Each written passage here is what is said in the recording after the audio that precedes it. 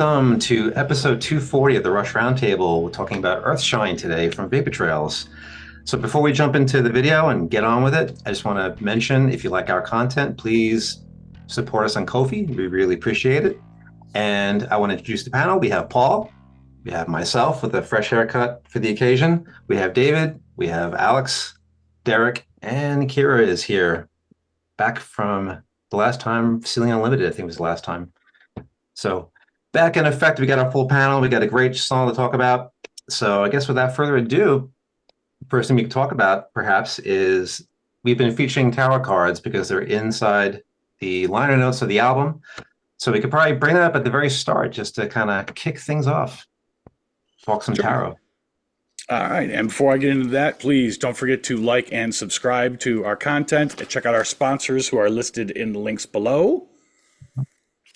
And as far as the tarot card for this particular song goes, this one is represented by the Lovers. And looking this up, I found out the card evokes feeling, free will, adulthood, proof, and choice. It reflects plot, embrace, fight, antagonism, combination, balance, marriage, connection, and union. It affirms the integration of both sexes into the power of the universe, voluntary decision, aspirations, desires, examination, deliberations, responsibilities, and affections. Just like the song, it also denotes the imminence of a choice to be made, attraction, doubt, indecision, affective relationships, duality, duplicity, union of opposites, paths to choose, communication, and breaking down barriers. And thanks to Rush Fan Club Brazil, their webpage, for that wrap up on it. Nice. Nicely done. Thank you for mentioning the things I left out in the very beginning. I appreciate that. So onward to the song. Here is the introduction, has a nice opening riff. Does anybody want to talk about the riff before we jump into the lyrics? Well, this album is so laden with 12-string and mandola, very chiming, very bright. And at this point, for the final third of the album, we're past halfway in the album. It's basically, all right, let's kick in with a heavy riff. And this is definitely the heavy riff for the 2000s as far as that went. It's 4/4. Some tab websites online will write it as 16/8 because people play in 16/8. But in that respect, it's one of those riffs that Lifeson, as he has said, he loves to kind of mess with people to sort of come up with a riff that is not quite as easy as you think. And it's not like it's a difficult riff, but the way he plays it, he does kind of invert a little power chord action to make you have to work for it a little bit, but still direct and heavy. B minor. Mm-hmm. Yes, indeed. Yes. Thank you very much for Alex for that. And I guess on that note, no pun intended, we'll jump into the first verse. On certain nights when the angles are right and the moon is a slender crescent, its circle shows in a ghostly glow of earthly luminescence. So some news, weather, and sports perhaps here you can talk about. Any thoughts on this one? One thing that strikes me about this is, again, Neil's on his motorcycle ride, 50,000 miles. In one hand, it's just description, things that he saw. We've all seen the moon and, everything else in these kind of, as Neil describes. But with Neil, it's always a metaphor to something else. He tracks it to his own experience. So this is why before we started recording, I was saying to the group, I have no idea what this song means. I really don't. Which means it's probably, has a lot of depth to it. So yeah, he's describing something that we all see, but what is Neil going to ultimately do with that to tie it into what he was going through during this time that became, the writing of these songs that became this album. So yeah, it's just empirical. He's describing things he saw.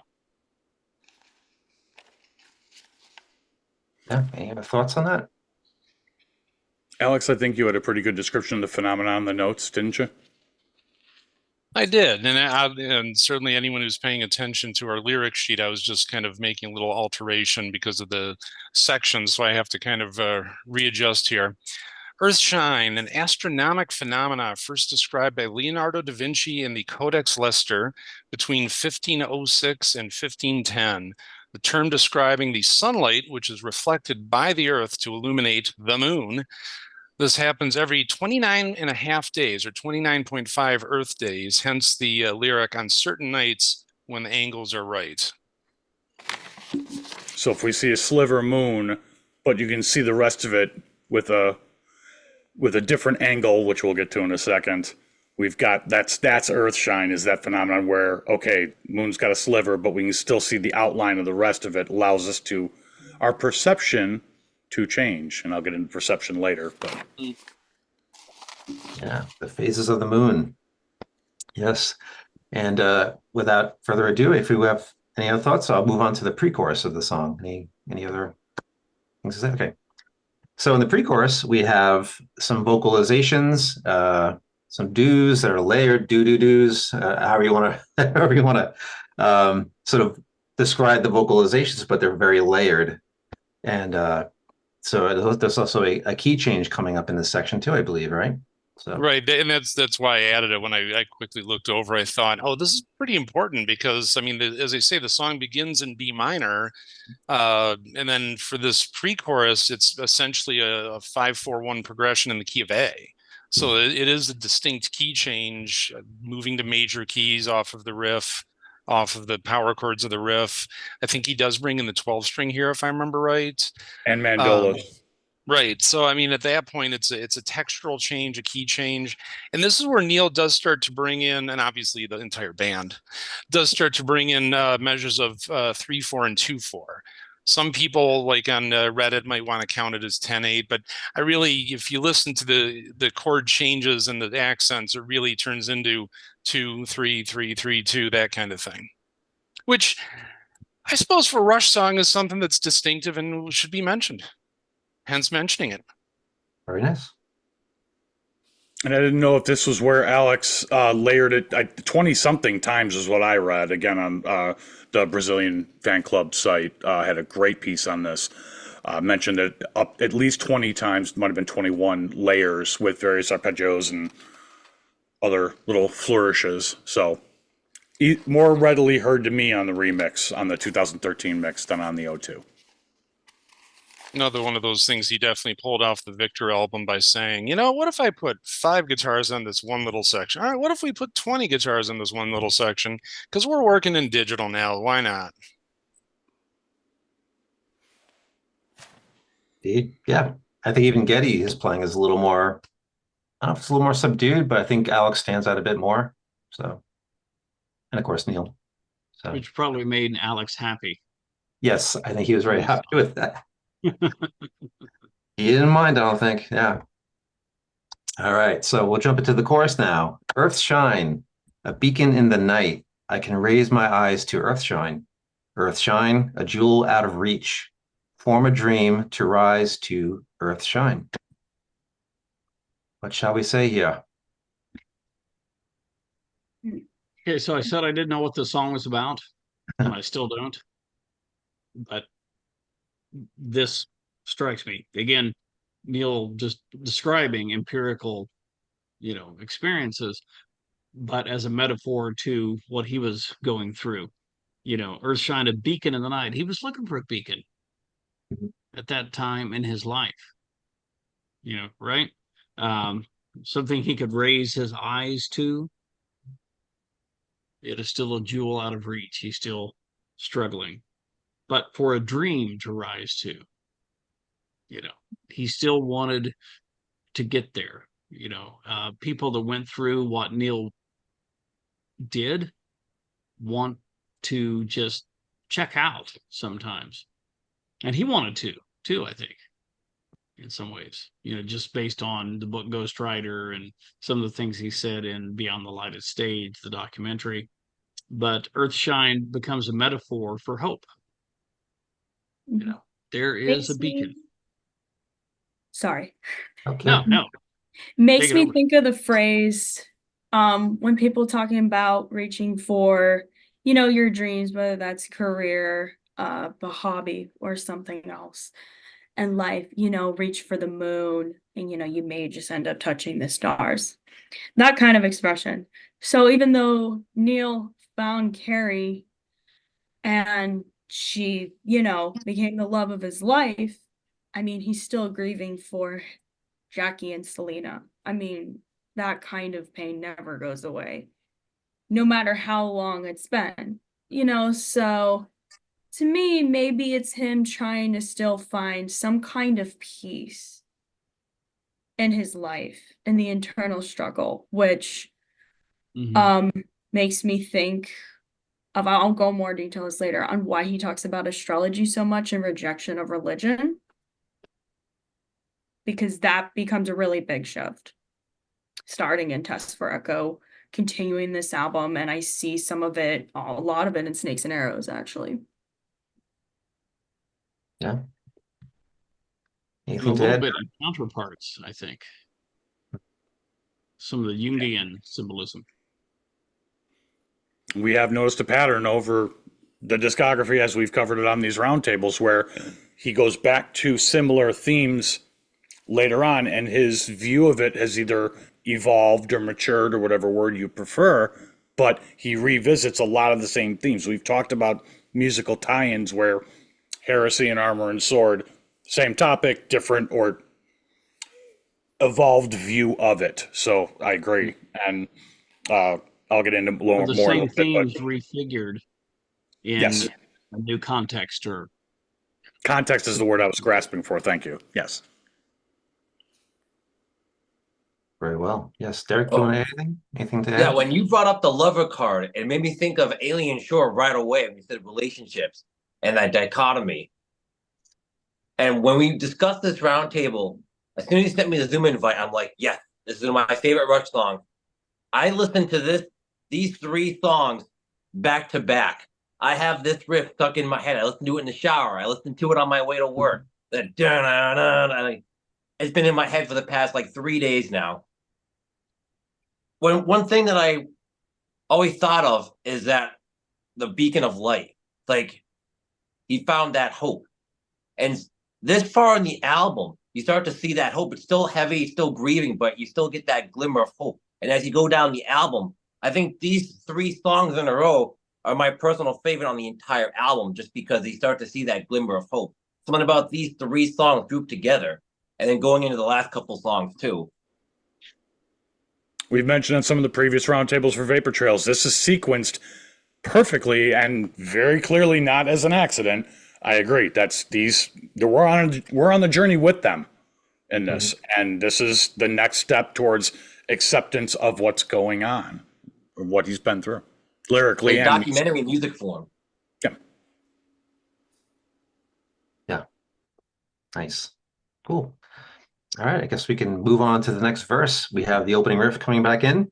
That nice solitary, nice powerful Alex Lifeson riff. And to the next verse, floating high in the evening sky, I see my faint reflection, pale facsimile, like what others see when they look in my direction. So we got a little bit of a little turn going on here. What shall we say?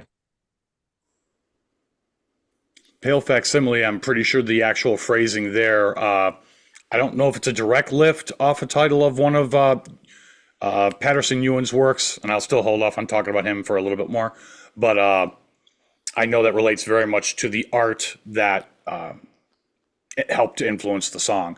And by the way, it has been mentioned yet, this was the first song written for the album, and it's the only Rush song that was completely deconstructed when Geddy and Alex got the lyrics. They went, the music we wrote isn't doing these lyrics, not their words, I'm paraphrasing, enough justice, or it didn't evoke what they felt it should evoke, and the entire song got rewritten. So just to throw that out there too. Well, it also, you figure, as Geddy said in his book, that not working on the timeline in this case, they wound up just having, or he kind of made you feel like they were having issues with the recording, with the writing, with everything. but in some ways it's probably because of the fact that they were coming back, but also didn't have a timeline to say, good enough, go. So hence the idea of saying, all right, we did this. All right, we got to rework this. Not a common thing for them, but good to encounter. Yeah. I think even for Geddy, doing My Favorite Headache was a year-long process. And he never understood before then why bands took a year to record a record. And then he finally understood. And of course, like you mentioned, Alex, they were getting back together and kind of, sort of gearing up the machine for writing and all the things that go along with that. So yeah. Any other thoughts? I like that. Okay. David says he's not sure what this song means. To be frank, I'm not 100% sure what it means either, but Neil's always played with the abstract. That's kind of like his wheelhouse, right? And enigma, mysticism, or at least I call it mysticism. But this verse, he uses Earthshine as a metaphor. This is from the Song by Song book, okay? Like a ghostly moon, our outward appearance only gives a vague impression of who we really are. In colloquial terms, I equate that to the common phrase that we use all the time, do not judge a book by its cover. Because as we all know, as human beings, while we can be really good people, we are also really good at wearing masks and being, authentic, but we're really superficial, or coming off as superficial and really being authentic. So, human beings were very much like shapeshifters. You don't really know who somebody is totally. I don't think we really know the whole of who anybody is. A lot of Rush songs that speak to that. And, we're most ourselves when we don't think anybody's watching. The minute somebody watches, we go into performance mode, right? But this particular verse, I see my faint reflection, right? There's something of who I am, in this floating high in the evening sky, but it's a pale facsimile, right? Like what others see, just what you were saying, Kira, when they look in my direction. So who am I, when others aren't looking, everything else. So it's, yeah. And, as I've said many times in these episodes, we can't, Rush fans, purport to say, Neil meant this, like we can get into his mind, right? You can't do that. But how do these lyrics resonate with us and our own experiences? And, so there's always lots of meaning packed into it, even beyond what Neil meant. And the reason I said I don't know what the song means is because I never asked Neil, what he meant. Yeah, we have our own pale facsimile of what he might have meant. Basically, I think even himself, he didn't really know who he was at that point because he was trying to figure out the whole mess that he just went through, and he didn't even know himself. But I do think it's coming a little bit more into focus. I would argue that point, because if the first verse defines what Earthshine is, the second verse seems to take it to a symbolic point where, again, using different angles of perception, different views of something, allows us to see other angles of it or a more full part of it. And again, he did say in the release he made, I can't remember what it's called, but it's in the tour book, that Patterson Ewan, the Canadian artist, is 1925 he passed actually in February 2002. Neil was a big fan, and his entire motif, his entire way he approached art was a combination of sculpture and paint. So using these to create the Canadian landscape, pardon me. And I don't mean that as just in an abstract term. He was an abstractionist, and then he turned to the figurative or the more realistic view of it. But in combining sculpture and paint, he used different ways of looking at something. Sounds like something Neil might do with his lyrics, for example, to approach it. And I found a great quote about him from John G. Hatch, who was an associate professor, at the art history of art history at Western University in London, Ontario. If Patterson was known for anything, it was Ewan spent nights of searching with a telescope for the planets, moons, and stars with his sons. He was not looking to science as inspiration for his work. Instead, it, meaning science, found him. Strongly resonates with the moon, and we've seen over and over that Neil was inspired by weather and the stars and the planets and all these things in his lyrics. So there's a parallel there between Ewan and Neil, because they both looked at things from and they're both self-taught, pardon me. That was the other thing I forgot about Ewan that was pretty important life-wise. So takes a bunch of influences, self-taught, and then says, well, this is how I interpret it, or this is how I see it, or this has inspired me to create this work. So that's kind of how the whole Patterson-Ewan thing ties in with the song specifically. And he did quote it as the inspiration. Indeed. Any other thoughts before we move on? All right, so we have our chorus now coming up. And I think even before that, we have the layers coming back in vocally, if I'm not mistaken. Another pre-chorus. The pre-chorus comes in, and then we have our chorus returning pretty much the same as before. Well, actually, I'll curtail that. I'm going to read the chorus. Earthshine, a beacon in the night. I can raise my eyes to Earthshine. Earthshine, stretching out your hand, full of starlit diamonds, Earthshine. Another twist in the tale here, eh? What should we say? Well, I mean, it's like so many other songs, especially on this album. It goes from, and many other albums actually, it's clearly a progression of events and progression of description, going from the first verse description to the second, and then what you will read in the third coming up, which I feel like really does bring it home.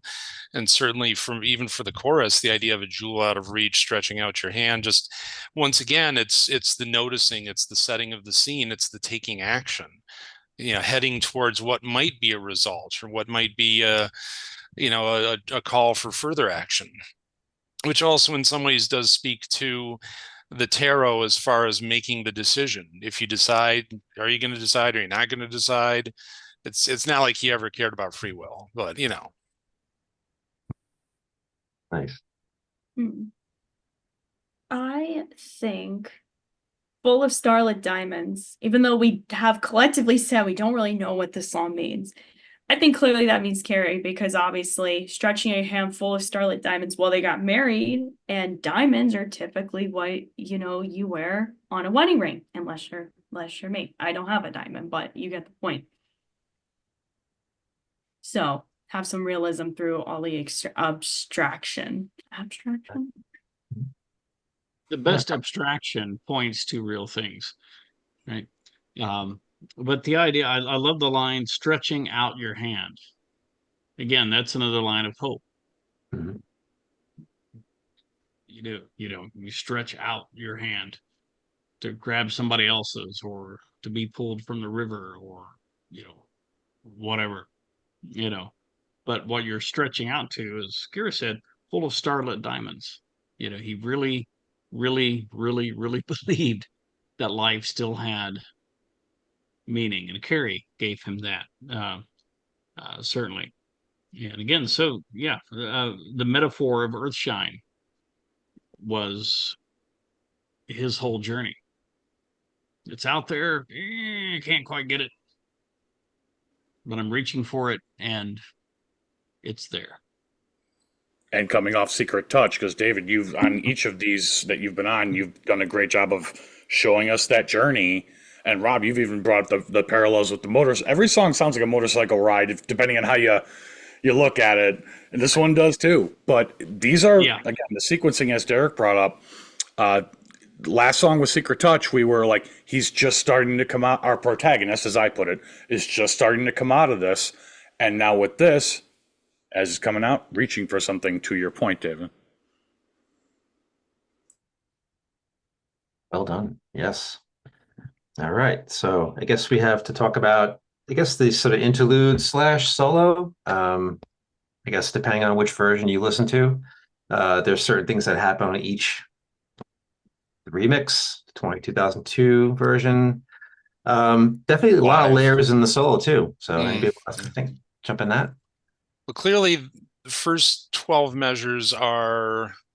There's a little bit of a build up for a couple of measures, and when the lead guitar line comes in, you got these low fretted notes. You know, the idea of like for anyone who might learn how to form a solo, it could be begin low, end high, that kind of thing. He actually does do that here, except that he has a lot of open space in the solo, a lot of feedback, especially in the beginning, to really let those notes kind of, even though they're low on the instrument, kind of the feedback and any harmonics help them ride a little higher in the night for that kind of imagery.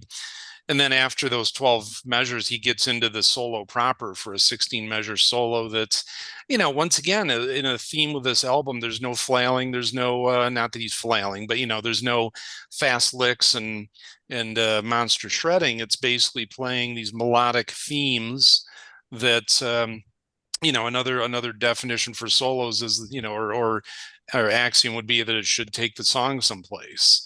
And, all of these do. I mean, every one of his solos on their entire recorded, history did. But in this case, yeah, it's another one of those solos that, interlude into the solo. It's obviously, as I say, 12 measures, 16 measures, melodic leads. Stop me before I become redundant again. Redundant. It's a great thing that Alex could do, right? I mean, at that time, and still, how fast can I shred? How many notes can I get in to measure? Alex could play sparsely. He could do more with a single note, right? And the way he phrased it, that, and I love shredding. I mean, seriously, I'm a metalhead. I love shredding, but Alex could do things that he didn't need to shred to take you into the song, right? Or to showcase himself or whatever. Yeah. And this solo, it's very sparse, just a sequence of notes floating somewhere in Earthshine, magnificent, absolutely magnificent. Well, even what Derek was saying before too, like that riff, just hearing it every day, it's like he has these abilities to create parts that just stay with you. And solo, no exception. I think even just his approach to soloing over time definitely has changed, where what David just illustrated in Alex, that I don't need to do all the shreddy stuff. It's really what is proper, and he always had that very humble approach to soloing, and also just not being selfish, just doing what you need, and when to put it in is like sublime. And it's funny we talk about the solo, because out of the solo we have music that goes right into the next bit, which I'll read to you right now. The next verse: reflected light to another's sight, and the moon tells a lover's story, bringing in the tarot. My borrowed face and my third hand grace, that's a tongue twister, only reflect your glory. So so there's little tinges of a few things in here. We have the love component, maybe a little bit of religious. Well, I mean, yeah, to me, my borrowed phase, third hand grace, only to reflect your glory. To me, very specifically, that is much like Kier was saying, his burgeoning relationship with Carrie. I don't think it can be seen any other way. I agree. There's no question there. I mean, obviously, Neil would say, "Oh, these are never personal songs or universal songs," and he did make it universal. But it's like, yeah, but you write what you know, and clearly, as he wrote in Ghost Rider, the way that relationship, came about. I mean, it's like this verse is just like, duh. We've said since one little victory that this album, one of its differences and evolutions in the writing style, both musically and lyrically, was much more personal. There's no arguing that. I agree completely. Neil himself said in Beyond the Lighted Stage, I can't go through all of that and not write about it. Exactly. Yeah. So yeah, there's no question mark on this one for me, and it ties the first and second verses in, as far as I'm concerned, because now it's again reflected light to another sight. So that goes back to our theme of viewing things from another angle, and than Third Hand Grace, that line itself. So fits perfectly. Back to the song structure that Alex spoke of earlier. Great Exactly. stuff. Any Great thoughts, stuff. any thought, Derek, on this part? Not particularly. However, I just thought of something. Remember when we were talking about how they came together and they wrote the album? To me, Rush's whole second act from '01 to 2015 is almost like their Earthshine. Neil could have just given up and just did something else, and Geddy and Alex could have done their own sort of musical path, and they could have split off. But the fact that they came together and able to bond again and write music and tour for 15 or so years is just its own ray of hope and its own Earthshine. Excellent. That's awesome. That was great. Great catch. Nothing but net. Beautiful. Yeah. So on that wonderful part, we'll just continue on to the next chorus. Earthshine, stretching out your hand. Here's the hand visual again. I can raise my eyes to Earthshine. So there's a raising going on, just like earlier, but different context. Earthshine, you're still out of reach. Form a dream to rise to Earthshine. Repetition, form a dream to rise to Earthshine. All right. What do we say here? I'm Never going to ending. go totally off the beaten path. Just a thought that I had, right? You never got the impression from anything Neil has written, stated publicly, that he ever compared Carrie to Jackie. Right. Right. But there seems to be a sense where he's always remembering Jackie and also always having this new experience, with Carrie. And I think that says something about Neil's character. He didn't try to replace Jackie, right? I don't think. I don't know. Just this was something new after the tragedy. And again, I've said this in all the episodes on this album I've been on. It's hope. This album is about hope. Just hoping So you it's go not there. trying to replicate anything or trying to replace Jackie, but out of the darkness, right? There still is something worth living for, and Neil did. Bless his heart, and his memory. Uh, yeah. You're still out of reach for a dream to rise to earth shine. Again, I'm rambling because I have no idea what this song means. Did I say that earlier? I agree with you completely, though. It's we've seen this before in his writing, and now he has something to hope for. It's not there's no finite end to this. Now, okay, now I can hope again, or now I can dream again, or however you want to interpret it. But back to song structure again, or soundscape, and this is the end, so to speak. It's not a finite end. The solution or resolution is the word I'm looking for. The resolution is, and now form a dream to rise to this. In other words, it's never ending. Yeah. And it's going to go on and make itself what it is. There's always the past, but the past doesn't define the future. The future defines itself. Yeah. Yeah, it's also No longer like secret. Sorry, I say no longer like Secret Touch, out of sync. It sounds like he's starting to get in sync again. Yeah, it's like that embrace of the present without forgetting the past, which is great. Yes. Good And message. a shout out to Carrie, a complex person like Neil, to reach into his heart and grab that.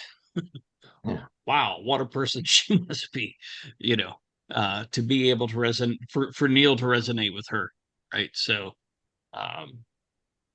yeah, you're just not gonna walk up to Neil and say, "Hey, Neil, let's be best pals," much less, let's be lovers. Yeah. And the tarot card lovers. Mhm. I don't know. Maybe that's a reference to Carrie too. Yeah. But yeah, shout out to Carrie. She must be an extraordinary human being. Yeah, Agree. I concur. Nice. Any other thoughts on the tune before we The ending of it, that ending, like you're saying, as far as the lyrics, you're still out of reach with the idea of saying we're still going to be working, we're still going to be looking, we're still going to be striving. The song ends from those B power chords on an A sus2, which isn't really a big resolution chord because it's, I mean, it is a power chord, but that the B that's in the A chord is sort of still calling you forward to say, you know, this isn't really fully resolved, as Paul was going for too. It's like this is the road goes on basically into next week, but I'll be quiet. yeah, it's definitely open-ended. That suspension, is there for a reason, and sequencing. So for sure. Any other words, Kira, you want to mention? I have a few final thoughts to say. I want to say them until the end. I just had a lot of thoughts about this song last night that I want to, and just this album in general that I want to present. So you guys know, and we all kind of do this here on these roundtables, I always look for patterns in Neil's writing in terms of themes or literary devices used, whether it is through one album or across multiple albums or across decades, or sometimes it's themes that are in one album and then jump way forward to 5 or 6 albums later. So Donna Halper says that when Neil repeats a lyric more than once, that it's important, which we all can agree. So I believe that is the same with the repetition of themes. That being said, I'm enjoying Neil's utilization and exploration of science, mysticism, astrology, and spirituality the past couple of albums. And to me, this marks like a really big shift in his writing. I think it started in Test for Echo. You can argue it starts earlier, which is totally fine. Feel free to disagree. But when I think of other songs, I think of Totem and Time and Motion. For Totem, I think of the line, I've got celestial mechanics to synchronize my stars. And for Time and Motion, I think of the line, the mighty ocean dances with the moon. So there's a heavy focus on astrology, and I'm sure David can agree with me, while astrology is not really a science, it is spirituality based on science. Think of horoscopes. And while some people, like people I know that are very religious, scoff and laugh at astrology and call it the occult, others take it very seriously and treat it as a religion.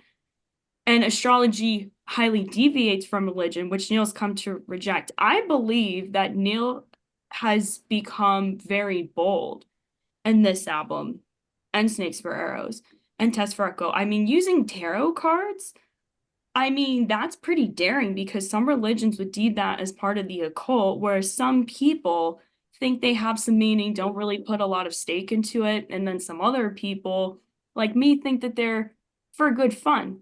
So I have to say, for being such a private person, Neil was pretty open with us. Granted, it was through extractionism, metaphors, similes, allegories, etc. But it seems like at the start of Test for Echo, his views really changed. Now, that was before Jackie and Selena passed, so I'm not really sure what happened. But I just think it's really important to know this kind of like foray into rejecting religion. It's also daring because, there's a lot of people that are religious that would be completely off put. So, in a way, you're risking alienating a certain group of people. So I know that's a rant, but I just find it really fascinating, and I think something that should be explored more. I know we're running out of time, so Rob, just shut me down. That's it. I'm done. But I'm gonna try to respond to what Kira just said. Neil rejected fundamentalism of every kind in every religion, but I think he did become open to the idea that religion or astrology, which isn't religion, are ways that people orient themselves to the world and help them explain their relationship to it and live day to day. So yeah, That's why fundamentalist I is what. unmuted too. Exactly.